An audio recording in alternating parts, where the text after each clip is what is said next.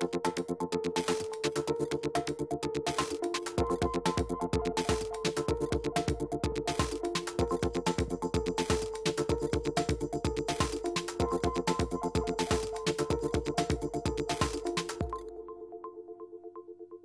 tal? Saludos, muy buenas noches. Bienvenidos a Vía V, jueves 16 de enero. José Manuel Barreiro, moi boa noite. Que tal? Boas noites. Portavoz do Partido Popular no Senado. Como vai todo?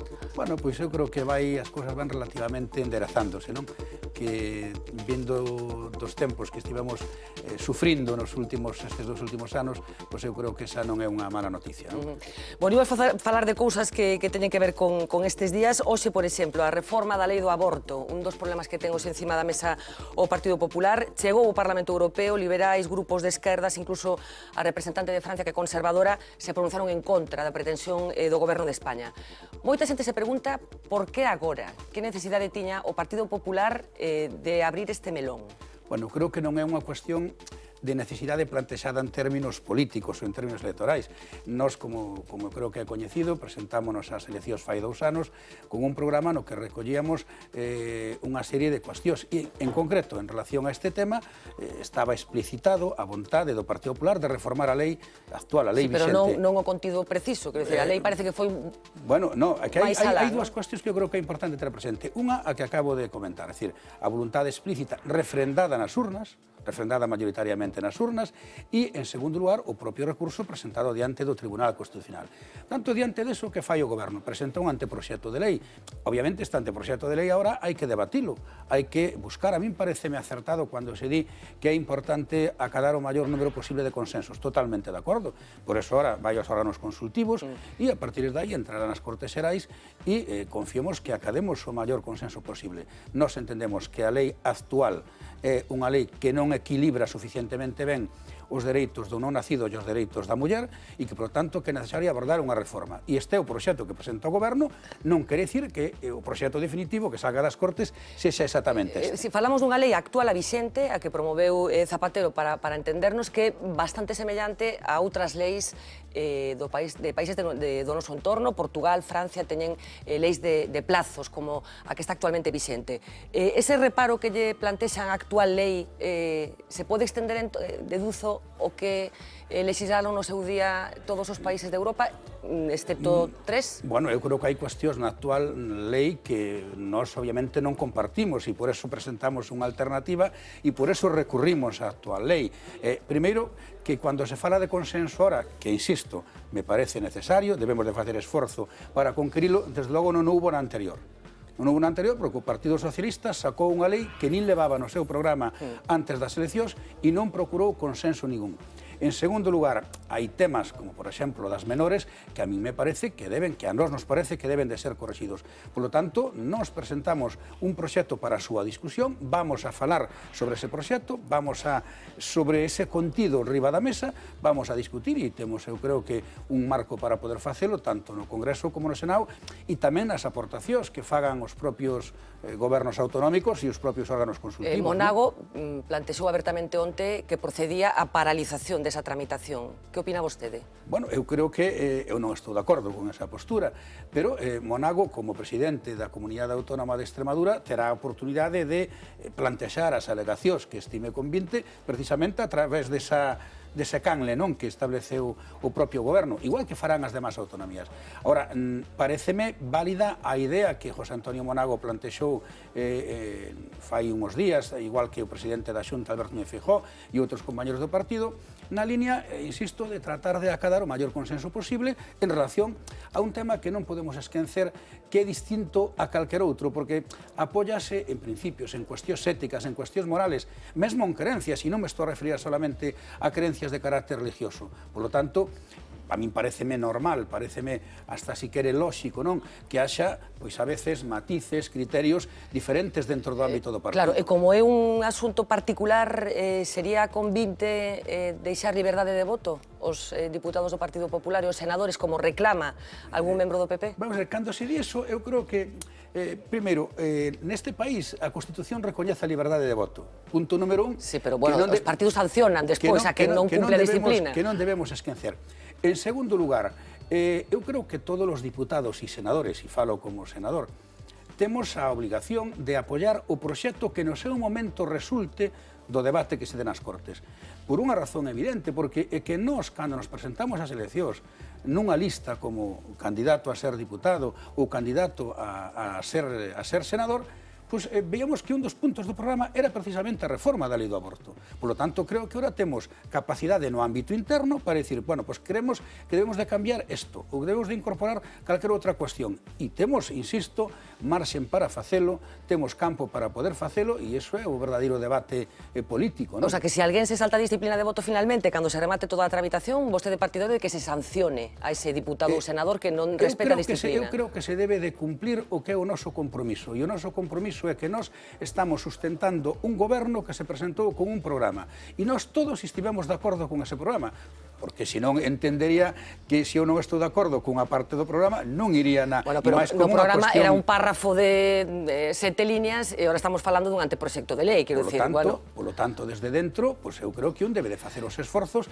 para abordar os cambios que estime convinte e estamos nun partido no que se pode afortunadamente debatir desta e de outras cuestións. Pero sancionar, no caso de que non se acepte finalmente o que se propón. É que non é unha cuestión de sanción ou non sanción, os reglamentos internos dos grupos son reglamentos de funcionamento interno, non é esa a cuestión, eu creo que fundamental. Eu creo que o aspecto fundamental, ao meu xuicio, é dentro do grupo parlamentario, vamos a discutir como se fai con todas as leyes, e moito máis con unha lei, insisto, como esta, que afecta pois, a cuestións importantes. Eu, personalmente, dixen yo antes, creo que os grupos parlamentarios deben de tamén ter un esquema de funcionamento interno, obviamente. Por certo, con quen está vostede máis? Con Gallardón ou con Feijóo? Neste asunto, quero dicir. Mire, eu son unha persona que estou porque quero no Partido Popular. Non se me escabulla. No. A pregunta é moi clara, porque hai sensibilidades distintas. Isto é como se vostede lle pregunta a un neno sen quere máis o pai ou a mai. Esa non é a pregunta. É dicir, eu creo que o presidente da Xunta é unha persona que ten máis que acreditada a súa capacidade para ter o liderazgo que ten e a transformación que Galicia tivo experimentado nestes últimos tempos. E Gallardón é o ministro de Xusticia do Goberno de España, que ten as mesmas garantías. E Gallardón presentou un proxecto de lei que vamos a discutilo. Se esta non é... O debate non se debe plantear en esos términos por unha razón que todos as van a entender, porque eso non aporta nada. A sociedade é sobre... Eu podo entender o seu interés periodístico, e me parece que ademais... Non, sobre todo o que me interesa é que se posicione, porque eu teño a sensación de que hai dúas posturas distintas, con matices distintos entre... Neso é no que vostede está equivocada. É dicir, no Partido Popular non hai dúas, nin tres, nin catro. É dicir, pode haber personas que, respecto deste anteproxecto de lei, pois coincidan con uns aspectos e con outros non. E iso, insisto, eu dicía ao principio, que me parece que é normal, dado do que estamos a falar e do que estamos a discutir. Claro. Pero este partido é un partido que ten un proxecto común e que vai moito máis alá. Por lo tanto, creo que non aporta absolutamente nada e, desde logo, non se corresponde con ninguna realidade do Partido Popular, nin en Galicia, nin en España. É dicir, é que Gallardón pensa dunha maneira e Feijóo pensa doutra, o Monago pensa dunha distinta e Juan Vicente... No, ese non é o debate, nin é a realidade. Non é a realidade, pensan todos o mesmo, non? Totalmente de acordo. Vale, pois falaba dun proxecto común, a ver se nesto pensan todos o mesmo tamén, un proxecto común que vencella a todo o Partido Popular, pero hai outro asunto no que parece que non todo o mundo ten o mesmo criterio. Estou falando do famoso copago sanitario. Bueno, con un posicionamento moi chamativo por parte da secretaria xeral do Partido Popular, que tamén é, como sabemos, a presidenta dunha comunidade autónoma, nomeadamente de Castilla-La Mancha. A señora de Cospedal decidiu que vai aceptar ese copago de medicamentos que se dispensan en hospitais, pero que vai buscar unha alternativa para que os cidadáns desta comunidade non paguen ese copago, o que no fondo quere decir que non está moi de acordo con ese copago. Como se pode explicar que a secretaria xeral... Ou non. Eu respeto a súa interpretación, pero non a comparto. Claro, pero se busca unha alternativa ao que está propoñendo o Goberno Central é que non está de acordo ca proposta, ou non? A secretaria xeral dixo dúas cousas moi importantes. Unha, que as leyes están para cumplilas. Punto, bueno, pero que isto é unha premisa fundamental. Punto número 1, e polo tanto tamén esa lei. E, en segundo lugar, ela terá unhos mecanismos, digamos, tivo que abordar, por certo, Castilla-La Mancha quizá foi a Comunidade de España en donde o axuste foi máis grande, presente pola herencia recibida do anterior goberno socialista. E hubo que facer axustes moi importantes.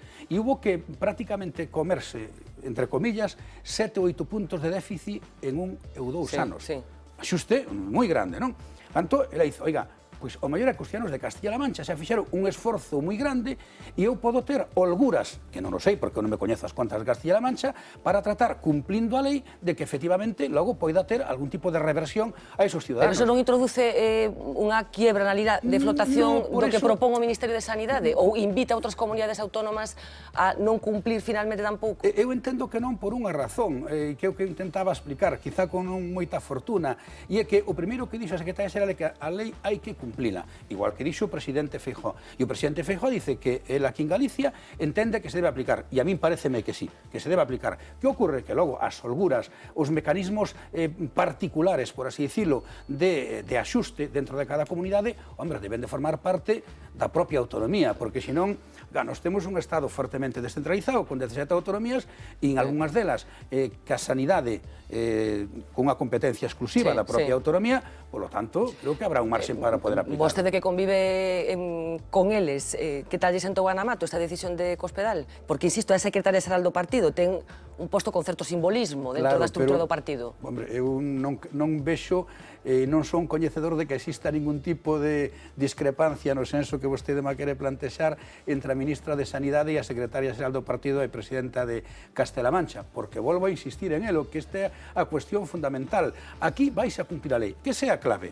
Ora, deixe vostede marxen a que as comunidades autónomas busquen a fórmula de, dentro do cumplimento da lei, leven a cabo a aplicación práctica da mesma, porque para iso teñen autonomía, para iso son gobernos autónomos. Senón, pois, oiga, olvidámonos das autonomías, como, por certo, que dicen algúns grupos de recente creación. Propoñen algúns partidos dos que imos falar tamén, pero neste momento quería falar de outro asunto que ten, supoño, ocasionado quebraderos de cabeza ao Partido Popular. Estamos falando do caso Gürtel. Hoxe producironse unha serie de declaracións de un grupo de empresarios, incluído, por certo, o responsable da constructora galega Copasa, para explicar a historia de sempre se realizaron donaciones ao Partido Popular.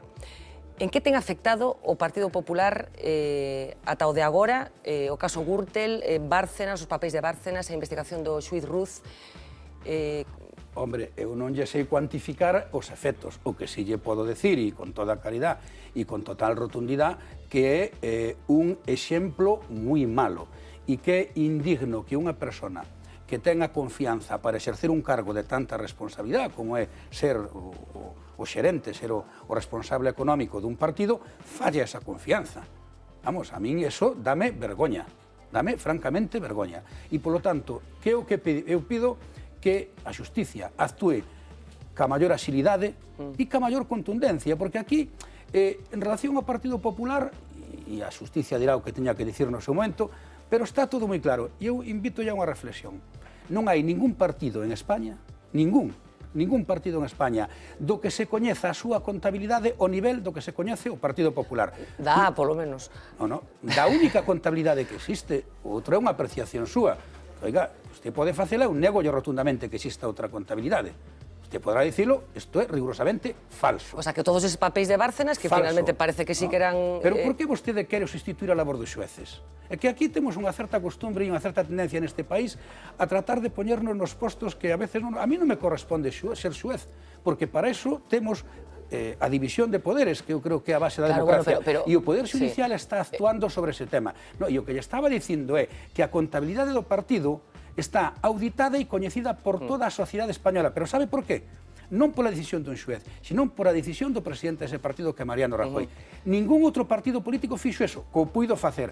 E, en segundo lugar, a partir de aí, o xuez actuará na línea que ele estime oportuno. E o que realmente queremos saber é de onde lle viñeron os cartos ao señor Bárcenas. Claro, pero nesa contabilidade B que presenta Bárcenas e que vostedes negan, que se xa... Oiga, non é que negamos, é que non existe. Pero digo, déxeme que lle faga pregunta. Nesa contabilidade B que presenta Bárcenas, había cousas, había apuntes que finalmente se demostraron que eran certas, recoñecidas por algúns dos afectados. Pero vamos a ver, por que vostede se pecha en dicir contabilidade B cando non existe, cando ningún xuez dixo que existía unha contabilidade B no Partido Popular?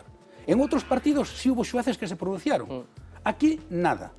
Por lo tanto, vamos a ser respetuosos e vamos a contribuir todos a que efectivamente a xusticia actúe con dilixencia, con toda a información posible. E iso é o que está facendo o Partido Popular.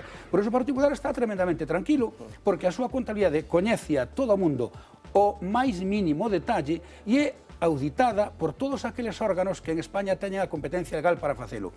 E non solamente eso, senón que o Partido Popular, desde o goberno que apoia o Partido Popular, puxo en marcha nestes 2 anos mecanismos que ainda, digamos, den máis transparencia no ámbito político dos partidos, no ámbito político das institucións, no ámbito político das representacións sindicais, en definitiva, que os ciudadanos poidan poder facer valer o dereito de coñecer en que se gastan os seus diñeiros. Pois todo eso fíxose a través dun goberno do Partido Popular. Falamos da contabilidade, falamos desta declaración de hoxe deses constructores que supostamente realizaron donaciones ao Partido Popular e que está investigando o xuiz, eu non digo que isto sucedera. Por que quere entón que a xente tenga convicción, e xa non me refiro solamente ao Partido Popular, sino aos grandes partidos fundamentalmente, de que ese intercambio entre as constructoras, esa relación entre as constructoras e os grandes partidos non era que tiña que ser? Porque esta convicción sí que está instalada na sociedade, seguro que eso non mo nega. Eu non sei se está instalada ou non. O que lle podo decir é que o Partido Popular, no que se refire á súa estrutura contable interna, ten unha contabilidade que é coñecida e que o xuez fará as investigacións que estima oportuno, e nós temos que contribuir para que eso se clarifique e se faga canto antes. E a partir de aí, hombre, tamén ser un pouco respetuoso ca labor dos xueces, porque claro, se nós queremos aventurar o que vai a decir o xuez, e logo resulta que o xuez non di o que nós queremos que vai a decir, e depois quen resarce todo eso. Entón, eu creo que é moi importante, un dos pilares da democracia é o principio de presunción de inocencia, tamén para os políticos, tamén para os políticos. E dígolle máis, eu creo que neste país hubo exemplos de actuacións de políticos que son francamente deplorables e que son censurables, e que deben ser castigados con todo o peso da lei. Pois este de que estamos falando do señor Bárcenas. Ora ben, tamén lle digo que non se pode generalizar ese tipo de actuacións ao conxunto da clase política. Eu estou total e absolutamente convencido, a clase política é honrada. Os políticos somos honrados e habrá políticos que non o son, e os que non o son, que se aplique todo o peso da lei. Por eso insistía en que é moi bon que cantos máis mecanismos haxa para contribuir a esa transparencia, mellor será. Hai unhas semanas visitaba a sede do Partido Popular na Rúa Génova a policía. Como se sentiron? Que lectura cree que fan os cidadáns cando se enteran de que a policía entra na sede do partido que está gobernando España? Me imagino que non é algo, claro, que non é algo que sexa apetecible, vamos a chamar así. Bueno, o xuez solicitou unha información que o partido defende que xa ya tiña enviado meses antes, e toda a información a disposición del. E isto é no que hai que, no ámbito que hai que moverse. E logo deixar actuar os xueces e non pretender suplantarnos a actuación desos xueces. Que eu podo comprender que a veces xenera moito interese periodístico. Non, estamos completamente de acordo que os xueces teñen que actuar, pero hai determinadas cousas que chaman a atención. Anécdotas, ao mellor, pode considerarlas vostede, pero neste proceso, por exemplo, produciuse, por exemplo, un borrado dos discos duros dos ordenadores que utilizaba Bárcenas. Non lle parece sospeitoso isto? Perdón, pero eu non son quen para dicirse sospeitoso, non, iso trago que dicir un xuez. En todo caso, o que vostede se refire actuando sempre dentro da máis estricta legalidade. Dentro da máis estricta legalidade. Oiga, entonces será un xuez o que terá que decir se efectivamente se podía facer ou non. Nos mantemos que Calina Mau, sí, e que desde logo aí non se destruiu ningún tipo de información.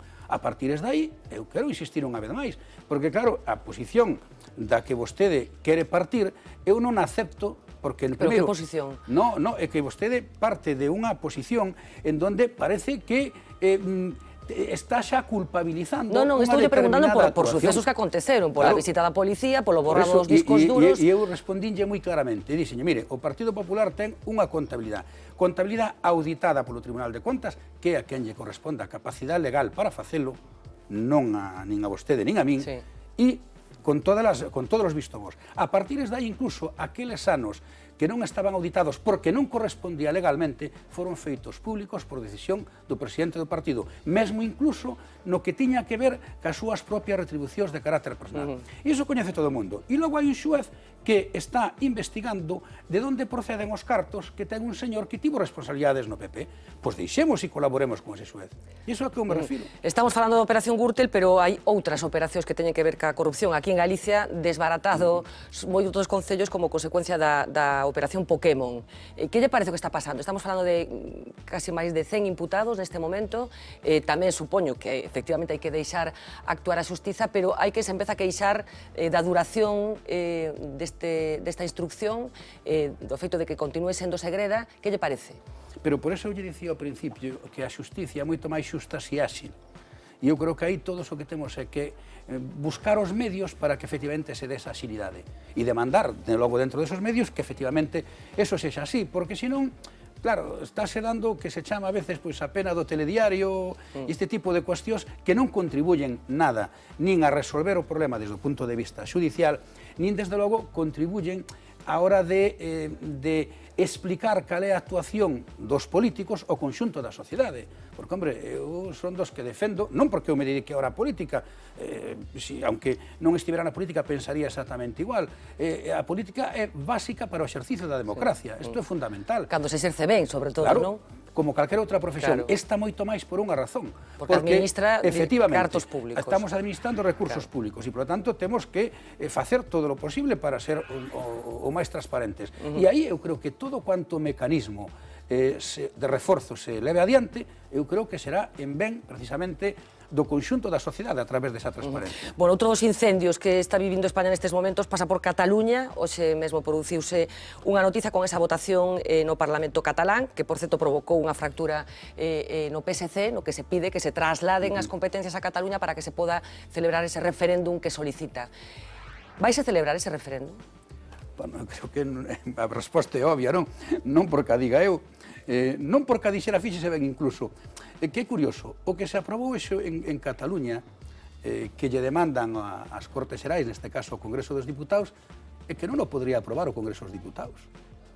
Por unha razón facilmente comprensible, pero dicía, non é que o diga eu, que efectivamente lle digo que non se había a celebrar, que o dixera o presidente do goberno, que foi contundente e claro a ese respecto, dicindo que non se iba a celebrar, é que nin o presidente do goberno, nin tan siquiera as Cortes Xerales poden autorizar algo que só corresponde á soberanía nacional, porque recolle claramente a Constitución.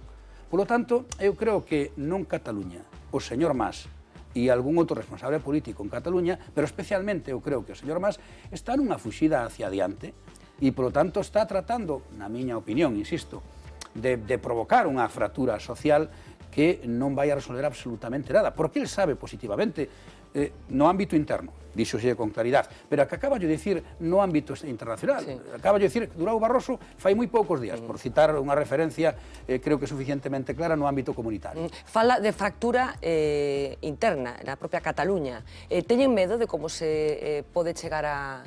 Bueno, de que pode chegar a pasar con esa fractura, de como se poda chegar a manifestar esa fractura? Hombre, eu creo que a sociedade catalana é unha sociedade madura e é unha sociedade responsable. E a mí me parece que é legítimo que haxa personas en Cataluña pois que plantexen o independentismo. Cree que son minoría esas persoas?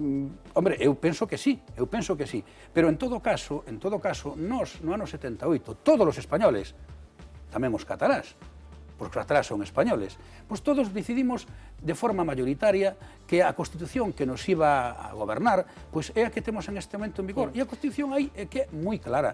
Por lo tanto, non se pode cambiar algo que afecte a unha parte, por así dicilo, do pueblo español, sin contar ca vontade de todo o povo español. Esta é a situación. Hai quen acusa o señor Rajoy de estar sendo timorato neste asunto, sobre todo unha parte incluso do seu partido, a que, en teoría, estaría máis á dereita do partido. Bueno, eu non estou de acordo, porque se puidose falar, o presidente do goberno puido dicir máis alto, máis claro non. Porque dixo con contundencia e con total e absoluta claridade que ese referéndum non se iba a celebrar e explicou por qué, que basicamente isto que lle estou comentando ahora, e dixo yo ao señor Mas. Entón, eu creo que o señor Mas debera de aplicarse como gobernante, como presidente catalán, en resolver os problemas graves que ten Cataluña. Cataluña ten uns problemas económicos moi graves. Mire, son tan graves que o resto do Estado, o resto dos españoles, a través da acción do goberno, tivemos que aportar do orden dunhos 30.000, 40.000 millóns de euros para garantizar as coberturas sociais básicas en Cataluña, para garantizar que se pagaran as nóminas en Cataluña, para garantizar que non pechasen hospitales, para garantizar que non pechasen centros de saúde. Bueno, pois todo eso, o señor Mas, como xestor público, non foi capaz de resolvelo. E tuvo que resolvelo a solidaridade do conxunto do pueblo español, que é lóxico, porque Cataluña é unha parte importantísima dese pueblo español. Está sendo perxudicada económicamente Cataluña, no reparto, digo, dos cartos de todos? Que un dos argumentos que eles utilizan. Sí, ese victimismo que plantexa o señor Mas, non? De que como se o resto de España estivese contra Cataluña. No, eu creo que todos os españoles nos sentimos, primeiro, tremendamente orgullosos de selo e tremendamente orgullosos desde que xa fai moitos siglos Cataluña sexa unha parte moi importante de España. E perxudicaba económicamente en absoluto. Por eso eu lle poñía un exemplo, é dicir, a través dos distintos fondos de liquidez autonómico, a través dos distintos plans de proveedores, o Estado español, é dicir, todos os españoles, tivemos que facer frente á cobertura de unha serie de gastos de carácter social, por dicirlo de forma moi xenérica, que o goberno catalán non era capaz de facer frente. É dicir, tuvo que apelar a esa solidaridade. O fondo de liquidez autonómico. E, polo tanto, eu creo que un gobernante que actúe con responsabilidade, eso é o que debe de correxir. E non debe de tratar de buscar ou de apoyarse en outro tipo de estrategias para tapar precisamente un grave problema que ten neste momento Cataluña. Me decía que teñen claro no Partido Popular que ese referéndum non se vai celebrar. Pero que sucederá se persisten na súa folla de ruta e esa consulta, aínda que ilegal, se celebra? Como ten que actuar o Estado? O propio señor Mas dixo que só a celebraría se efectivamente se correspondía dentro do marco da legalidade. Eu remítome ás súas palabras, non? En todo caso, o Estado ten mecanismos de actuación dentro do ámbito legal para que efectivamente eso non se dé. E, por último, hombre, eu tamén apelo á responsabilidade dos gobernantes catalás. E por eso eu creo nesto que dixo o señor Mas, que só se celebraría dentro do marco da legalidade. E, na miña opinión, e eu son economista que non son abogado, non, e moito menos especialista en constitucional, pero, na miña opinión, o que hoxe se plantexa no Parlamento, a demanda, que hoxe se aprobou no Parlamento catalán, hacia o Congreso dos Diputados, e que non se pode aprobar, primeiro porque non vai ter maioría, isto é obvio, non? Pero é que en segundo lugar porque reside na soberanía nacional. E este, hombre, non deixa de ser chamativo que isto que comentaba vostede cando introducía este asunto, non? De que 3 diputados do Partido Socialista de Cataluña que votasen a favor desa consulta. Non polo feito de haber roto ou non a disciplina de voto, senón porque, desgraciadamente, o Partido Socialista no conxunto do país parece que ten dudas agora acerca de cal é o modelo de Estado. O modelo de Estado que todos aprobamos na Constitución. Digo, por isto, que é un exemplo, polo que pasou fai uns meses e polo que acaba de facer o señor Rubalcaba fai uns días no Congreso dos Diputados, cando pide crear unha subcomisión, me parece que era, para debatir acerca do modelo de Estado. Oiga, o modelo de Estado... Vostede cree que a preocupación que este evento teñen os españoles con 4.700.000 parados é un modelo de Estado sobre o que nos pronunciamos no ano 78 e quedou claramente recollido na Constitución? Pois eu francamente creo que non. Polo tanto, a mí pareceme que sería moi importante que o principal partido da oposición, o partido que máis tempo gobernou a democracia en este país, home, que cando menos tivese claras algunhas cousas, polo menos, e sobre todo do modelo de Estado. Pois do modelo de Estado precisamente falou hoxe ese novo partido que se presentou en sociedade, Vox, como se chama, a cara máis visible é a de Ortega Lara, exfuncionario de prisións, que foi víctima dese secuestro por parte da banda terrorista ETA. Hai outras caras coñecidas, algún exmembro do Partido Popular. Teñen medo de que haxa unha fuga de votos cara a ese partido? Hombre, eu confío na madurez da sociedade española, porque o ten demostrado, non? E ten demostrado en momentos moi difíciles, non solamente desde o punto de vista da actuación electoral, sino desde o punto de vista de sacar adiante o país. Creo que estes 2 anos foron un exemplo claro nese sentido, non? É dicir, eu creo que España superou esta etapa tan dura de recesión económica, eu creo que fundamentalmente por 2 cousas. A primeira, porque hubo un sacrificio moi grande, está habendo, un sacrificio moi grande da sociedade española, e segundo, porque hubo unha política económica que ahora se ten demostrado que é acertada. Por lo tanto, a min pareceme que todas estas opcións, non teño nada en contra delas, pero claro que plantexan cuestións que me parece que non lle preocupan a sociedade española e que están xa moi debatidas, e sobre todo o máis importante, que non resolven problemas, sino que crean problemas. Pois, francamente, eu creo que non é bon para o noso futuro.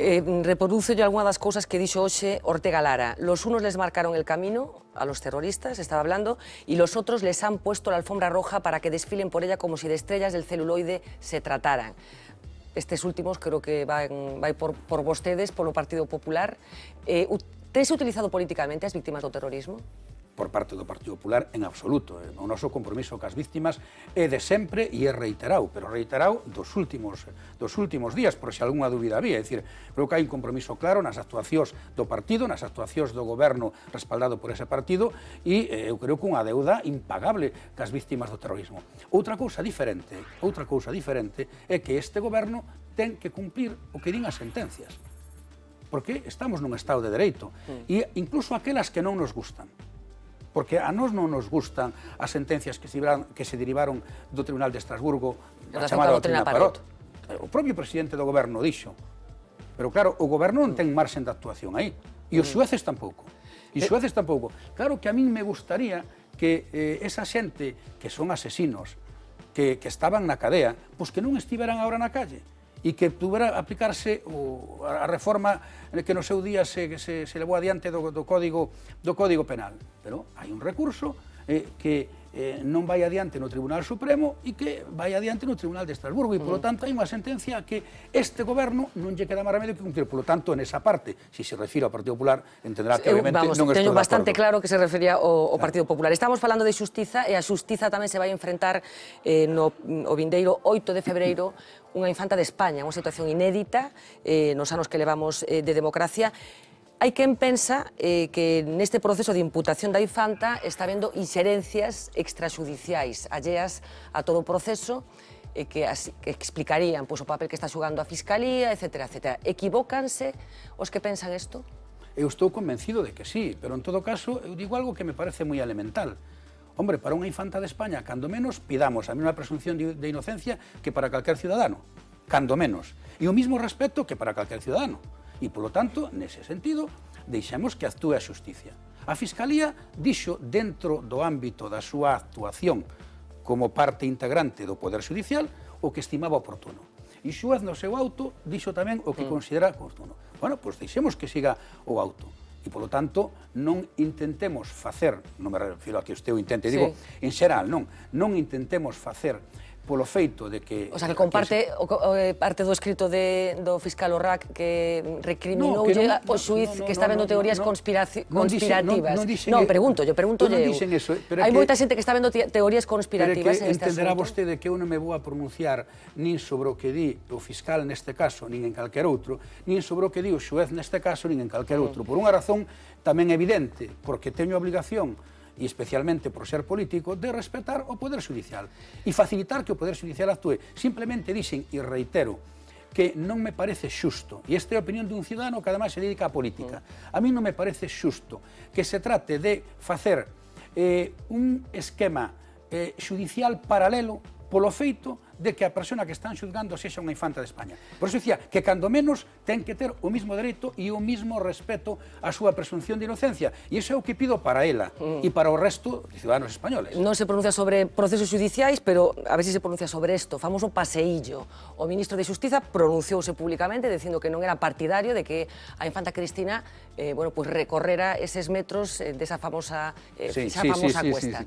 Vostede que cree? Que sí que ten que facer o paseillo como todos os demais, como fixo Matas, por exemplo, ou non? Ou ten que ser protexida? Eu digo a título personal que eu creo que non, pero a miña opinión considera estritamente no ámbito personal. Pero pregúntolle porque quen ten que pronunciarse aí é a Audiencia de Palma. Por que cree que non? Porque precisamente para tratar de evitar o que eu estaba comentando antes, que estemos sometendo ao que decíamos tamén antes, a pena do telediario, un xuicio paralelo, cando me parece que é estritamente innecesario. Pero, en todo caso, a decisión que adote, que na ten que adotar, que neste caso é a Audiencia Provincial de Palma, pois parecerame acertada. Compartirei ou non a compartirei, pero será a que habrá que levar adiante. Unha última cuestión antes de que escoitemos a Lois Balados, boa noite, que xa nos acompaña. Boa noite. Hai unha proposta aquí en Galicia, liderada polo actual presidente da Xunta, polo Partido Popular, que pasa por reducir o número de deputados da Cámara Galega, con gran disgusto da oposición. Que lle parece? Está ben reducir os diputados? Non, a proposta. Bueno, a miña proposta pareceme acertada, primeiro porque participei na elaboración da proposta como responsable político do partido na miña provincia, como membro da dirección do partido en Galicia, e ademais é unha proposta que dificilmente é posible que exista outra tan refrendada como esta. Moi brevemente yo explico. Mire, nos levamos isto no noso programa electoral destas últimas eleccións, Puidemos incluso haberlo feito antes, porque tiñamos maiorías na legislatura anterior, maioría absoluta, para reformalo, porque neste caso a reforma que se plantexa é dentro do que define o Estatuto, por tanto non habría que reformar o Estatuto. Non o fixemos. Ganamos as eleccións con unha diferencia maior aínda que a anterior. Puidémoslo facer de forma inmediata, non o fixemos. Esperamos a que se abordase un debate interno, entre aspas, nos principais partidos da oposición para ter un interlocutor. Deus eso e falamos cos interlocutores e presentamos unha proposta. Bueno, unha proposta que, por eso dicía que foi refrendada pola sociedade, sometida a discusión, e logo a proposta en sí mismo é respetuosa desde o punto de vista, digamos, da defensa dos intereses no ámbito provincial. Voulle falar dunha provincia que coñece un pouco mellor que a miña, que a provincia de Lugo. Nós temos, neste momento, o 20% dos diputados da Cámara. Na provincia de Lugo elixense 15 de 75. Bueno, ca nova proposta vamos a seguir tendo 20%. Por lo tanto, outra crítica que se estaba facendo, non é que isto fai no Partido Popular para manterse no poder, bueno, é que non hai máis que facer un análisis moi sencillo, unha simulación moi sencilla, aplíquese esta proposta a todas as confrontacións electorales e verá que non hai cambio no escenario de goberno, incluso no bipartito. Con esta estrutura non gobernaría o PP, gobernaría o bipartito. O PP tería perdido a maioría absoluta tamén. Exactamente, polo tanto, non acabo de ver o argumentos. O argumento principal pasa polo aforro, pola austeridade, pola contención. Habería que facer un exercicio semellante noutras cámaras legislativas, incluído o Congreso? Pois é posible, é posible. O sea, você é partidario de que se reduza o número de deputados e de senadores tamén? Eu son partidario de que se debata. Que ocurre? Hai un matiz que non é menor, que debe ser coñecido. É dicir, para cambiar o número de diputados e o número de senadores temos que cambiar a Constitución. E iso é intocable? No. Con certa ironía estaba preguntando. Non dixen eso, cuidado. Eu o que sí digo é que creo que non debemos abrir un debate de reforma constitucional en este momento e non abrilo para unha cuestión puntual. Porque cando a xente fala, bueno, queremos reformar a Constitución, e bueno, pero para qué? Entón vamos a discutir primeiro para qué. Pero en todo caso, a situación concreta de Galicia e do Parlamento Galego e que foi un dos compromisos nosos diante dos electores. E entón, por que a alguén lle parece mal que cumplamos con ese compromiso? Cando dixemos antes, cando esperamos a que, bueno, pois se dese, como lle dicía, ese cambio nas direccións para ter interlocutores, que desgraciadamente isto añado, bueno, non digo que non valeu para nada, porque se antes non tiñamos interlocutores, agora temos menos, porque os que hai agora, eu creo que é peor, tanto nun lado como noutro.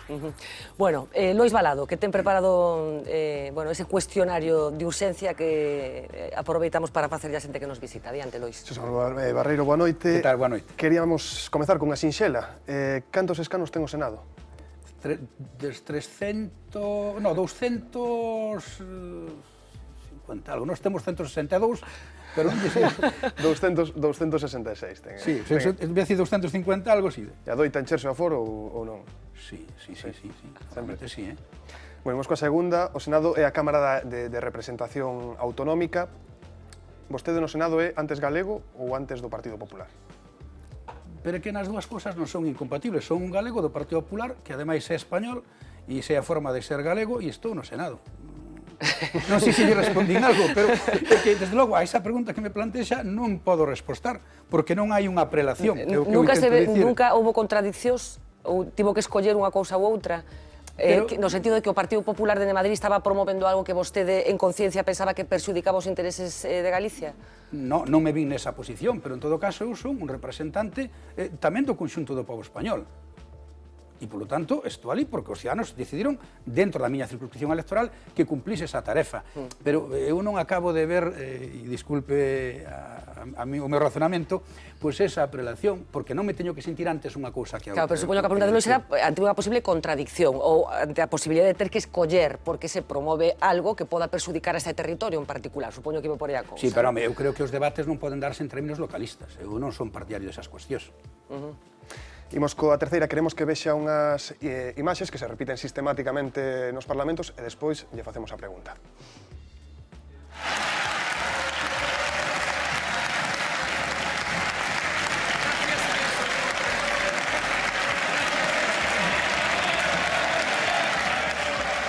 Bueno, esas ovacións pechadas que acostuman a darse despois das intervencións, aplaudiu vostede algunha vez algo co que non estivese de acordo? Que o saiba non. Así, tajante, sí, non? Que o saiba non. espontáneo normalmente, non? Sí, hombre, aí me imagino que habría feito unha, como suele ser habitual nel, no presidente, non?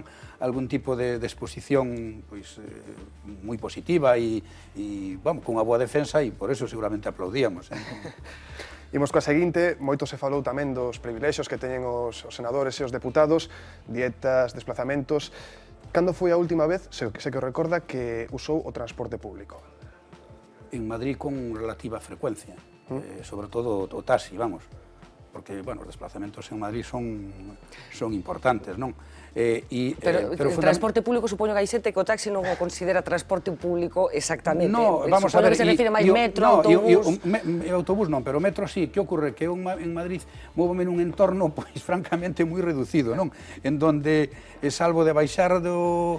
Vamos, do aeroporto... Está todo xunto, sí. Non, só moverme en torno ao Senado, non? O Senado está cerca da sede do Partido Popular, etc. E en todo caso, teño que decir, na situación particular dos portavoces de todos os grupos, temos un coche a disposición de cada un dos portavoces de cada grupo e con un condutor que non paga ao Senado, senón que se paga por parte dos grupos políticos. Bueno, algo que tamén deu moito xogo no seu momento foi a declaración dos patrimonios na web do Senado e do Congreso.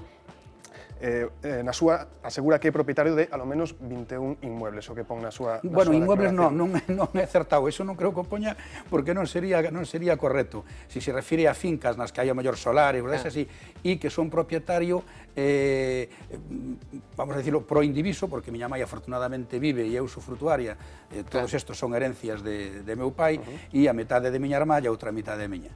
E que, a raíz disto, queremos preguntarlle, está de acordo co cobro de dietas por aloxamento que pretenden como dereitos? Sí, a mí me parece que sí, os que somos de fora de Madrid. Sí, pero incluso cobra xente que vive en Madrid. No, pero vamos a ver, no sistema retributivo que hai tanto no Congreso como no Senado, hai unha parte que se denomina salario e hai outra parte que é unha indemnización polo feito de ser de fora.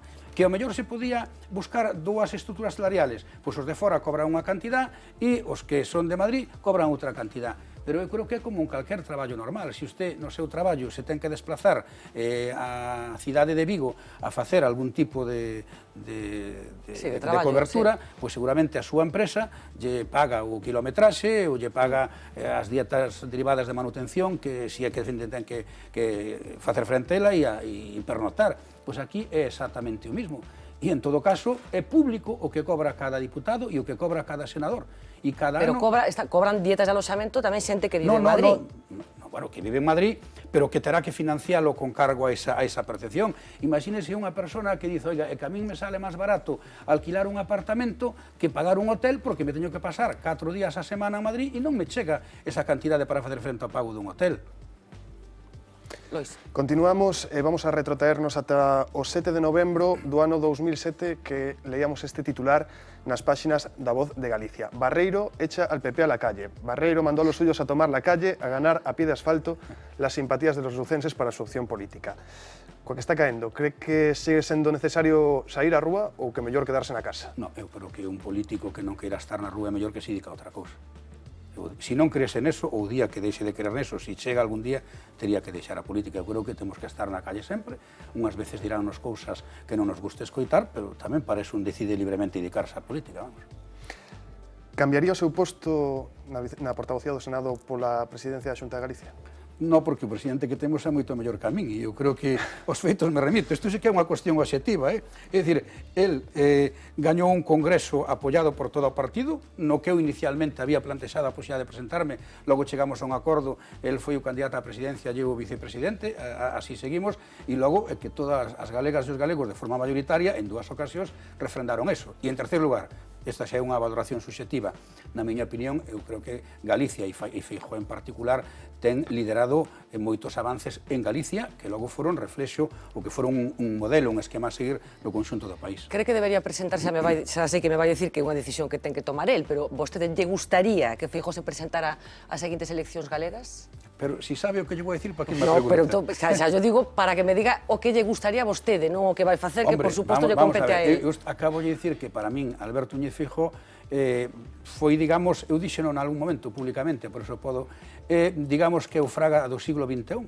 Fraga abordou a unha transformación total de Galicia e a transformación tivo continuidade, ten continuidade agora na obra de Alberto Núñez Feijóo. Por lo tanto, e é unha persona ademais que é xoven, que ten heredado experiencia, a mí me parece que sería bon para Galicia que el continúe nesa responsabilidade, pero obviamente non me corresponde a min decilo, non? Non, claro, corresponde a ele. Eu preguntáballe pola súa, o que lle gustaría a vostede. Eu creo que Alberto Núñez Feijóo podría asumir calquer responsabilidade política. Incluída a presencia do Goberno de España? Na miña opinión está capacitado. A presencia do Goberno neste momento, afortunadamente, tamén temos outro galego que ten acreditada a mesma capacidade, cando menos que Alberto Núñez Feijóo. Continuamos, entón. Quen é máis famoso na provincia de Lugo? Vostede ou José Blanco?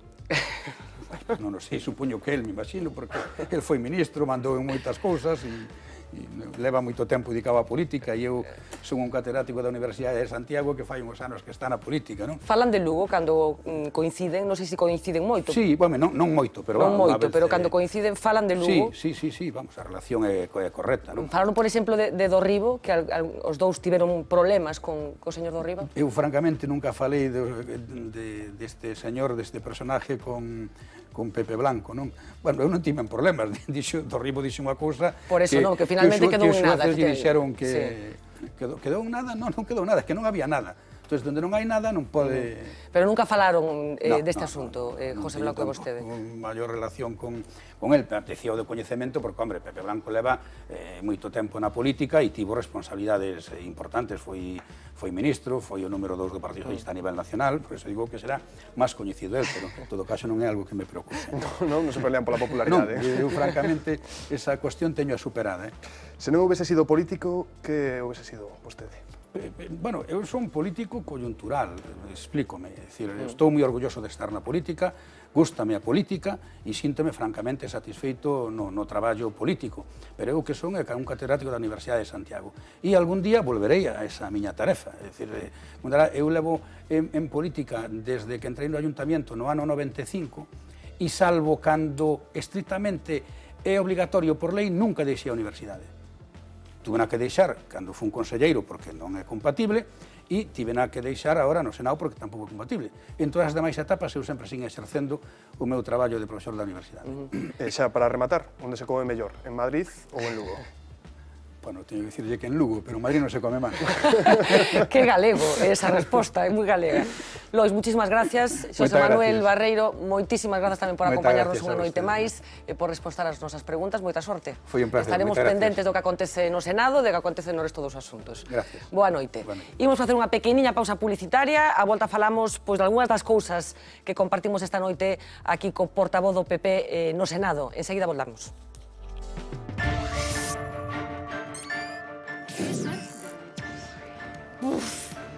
Un desgraciado.